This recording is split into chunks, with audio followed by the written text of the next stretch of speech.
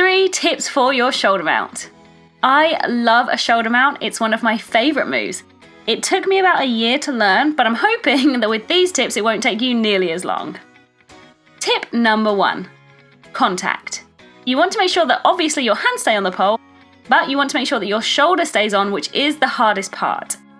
Sometimes you'll find that as your hips come away from the pole, or as you lift your legs, your shoulder wants to come off of the pole as well. Now I think about throwing the pole across the room as hard as I can. So my elbows are pulling in towards each other and I'm thinking about throwing that pole, so I'm pulling with my arms as hard as I can, and for me that keeps my shoulder staying on the pole. It obviously helps if you have skin grip rather than wearing a t-shirt, especially when you're first learning this one. So keep that shoulder on the pole.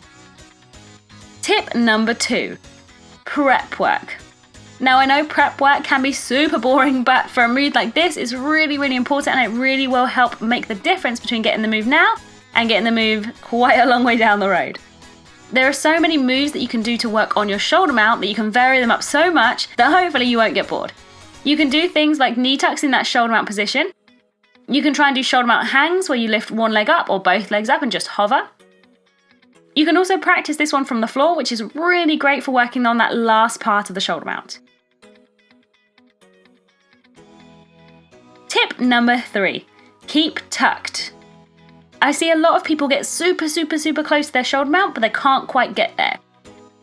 Usually people just need to lift their hips about 1 more inch, it's really not far at all, but because they straighten out their legs too soon, the weight of straightening out their legs lets their bum drop back down to the ground. So my tip would be to come into a really nice tight ball or a tucked position where you're thinking about bringing your knees to your shoulder, lift your hips as high as you can, and when you feel that you're balanced and you can keep your hips higher than your shoulders, that's when you want to straighten out into your straddle. And then you'll be in your shoulder mount.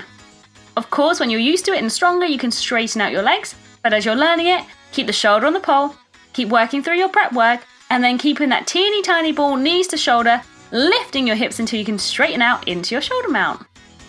Let me know in the comments how long you've been working on your shoulder mount for.